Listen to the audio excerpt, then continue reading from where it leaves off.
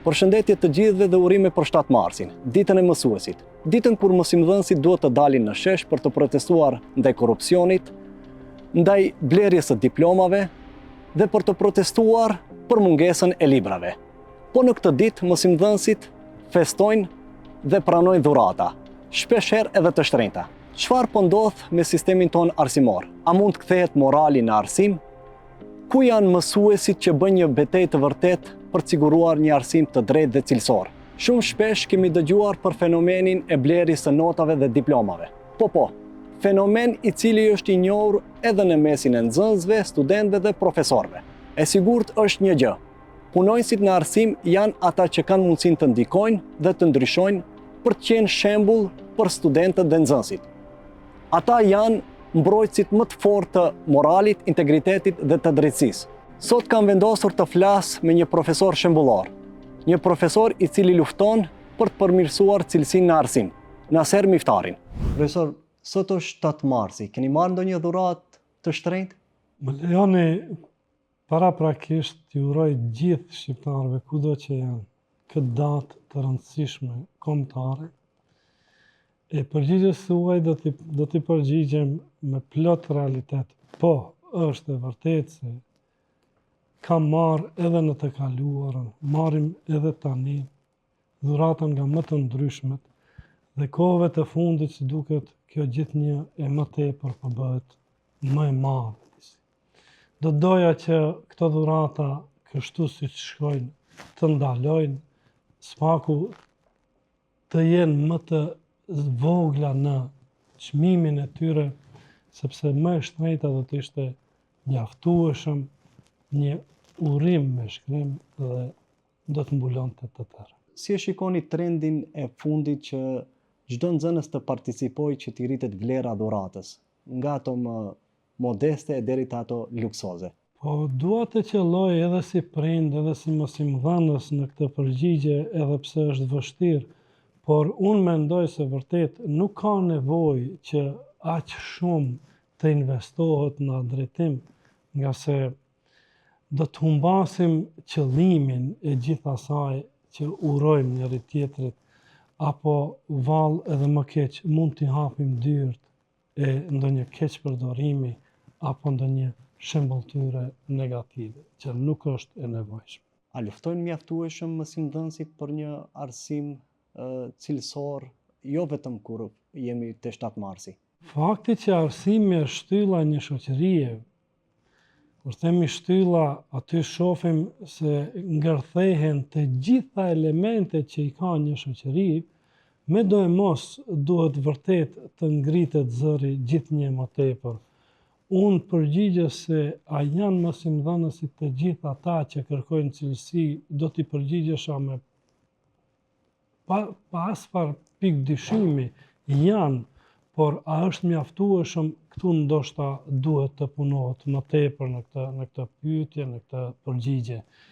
Sikur të ishte mjaftueshëm, ndoshta nuk do të linim hapësirë që të diskutohet në vazhdimsi reforma në arsim, kjo kështu apo ashtu, apo do të them rezultatin final, nuk duhet të lejojmë nxënësit ndër gjenerata të shohim me sjellje negative apo elemente të cilat nuk karakterizojnë arsimimin, nuk karakterizojnë edukatën, por bëjnë diçka të kundërtën. Përderisa këto elemente i hasim, unë mendoj se duhet shumë më të zëshëm të jem. Arsimi duhet vërtet të jetë në pjedestal. Si e shihni aktualisht arsimin në vendin tonë? Do të them me plot gojë nga përvoja që kam menduar se me digitalitet arsimi do të jetë shumë më shumë i zhvilluar se sa është tani, por si duket këtu kemi humbur hapin, kemi humbur ritmin dhe tani për tani mund të them se digitaliteti si revolucion apo kohë të cilës i përkasim me plan programin, me sistemin tonë edukativ arsimor nuk korrespondon 100%. Edhe unë mendoj se me do e mos duhet vërtet ndërmarrë diçka. Ka mangësi të shumta, edhe përkundër asaj që mund të lavdrohemi, por Nëse vazhdon ky trend, ky ritëm, unë mendoj se vërtet do të thellojmë gjithnjë më tepër. Profesor, shpesh është raportuar për korrupsionin në arsim. A keni hasur në ndonjë situatë ku e keni pasur të vështirë për dhënë mësim në mënyrë të ndershme? Se përket korrupsionit, kam pasur fatin gjatë gjithë kësaj kohe që të ndjek trajnime të shumta, nga të cilat vërtet kam marrë një dije mbi korrupsionin, dhe ky element apo ky fenomen, po nuk do ta quaj fenomen, unë do të kisha thënë një sindrom, paraqet një ndër më të këqit e shoqërisë, kudo që t'jetë, në cilin do segment, në arsim në veçanti, sepse neve gjithë besojmë se arsimi është ai që do të na vulos dijen, ai që do të na shpije përpara, por përderisa ka elemente të tilla që nuk guxojmë t'i heshtim në asnjë moment, duhet me çdo kusht ta luftojmë deri në qelizën e fundit të saj. Korrupsioni është nga më të ndryshmet. Nuk do të thotë se vetëm duhet marrë diç në xhep apo duhet marrë diç në dorë. Ajo mund të jetë edhe natyrës tjetër, kështu që vështirë se mund ta eliminojmë, apo e keqja është, apo më e keqja do të kisha thënë është se vështirë edhe mund ta hetojmë në sipërfaqe. Në momentin që do të shihja një situatë të tillë, unë për vete personalisht kam qenë dhe do mbetem i tharë i zërit të ngritur kundër çdo të keqi. Një nga shqetësimet më të mëdha dhe më të shpeshta në arsim është blerja e diplomave, blerja e notave. Si ndikon ky fenomen në cilësinë e arsimit? Unë mendoj se jashtëzakonisht keq është.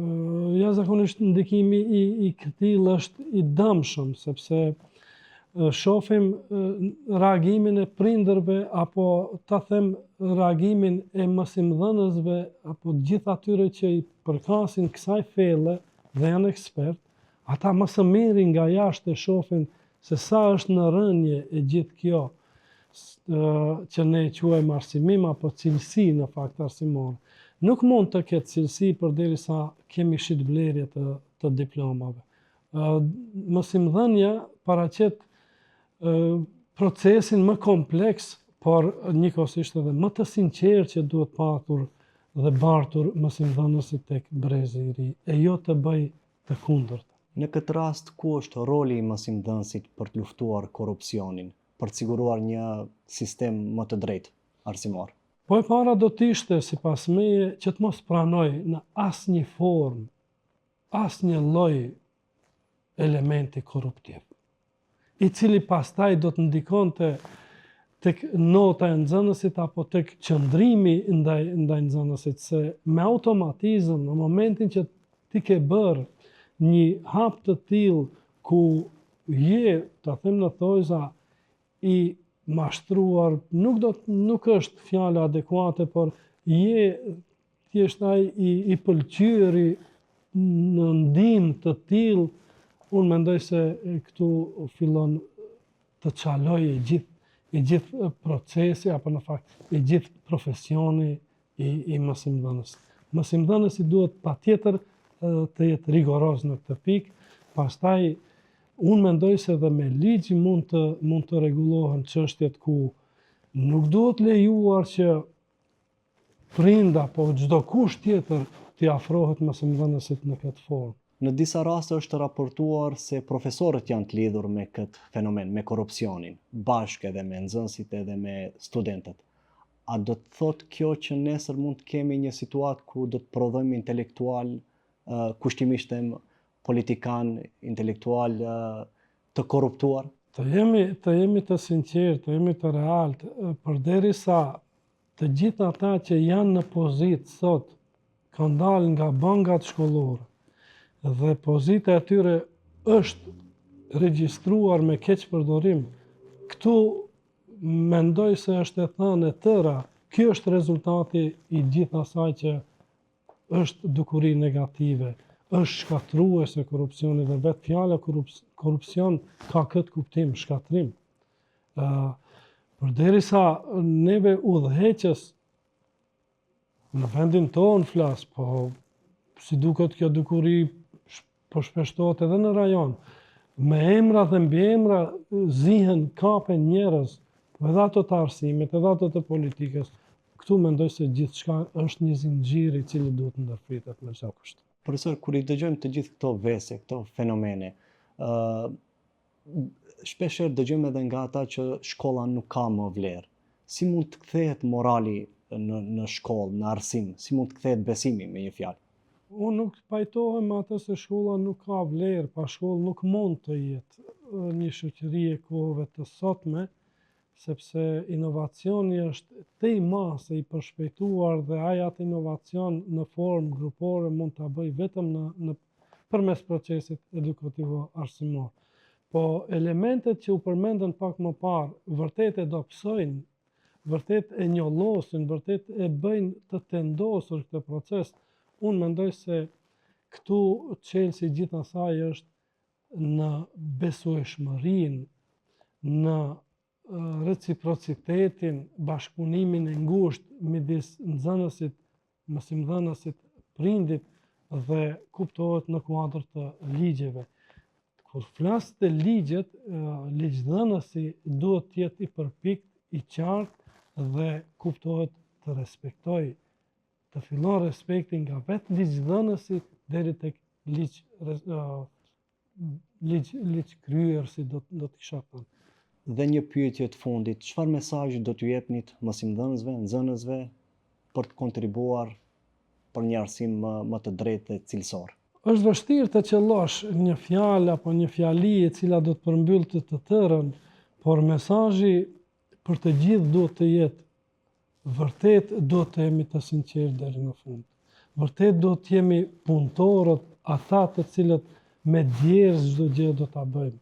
Ata të cilët do të ndjekim hapat e popujve, kombeve, shteteve të arritura, të cilat vërtet janë shumë më të lirë se sa jemi ne, janë shtete apo popuj të cilët e ndjejnë me plot kuptimin e fjalës çdo vend pune ku ata janë, e sidomos në procesin edukativ arsimor, e cila kërkon një etikë të lartë, kërkon një sjellje të veçantë, sepse këtu merret e tëra, apo do të them, merret ajka e shoqërisë, apo do të del ajka e shoqërisë në këto banka shkollore apo në këto institucione.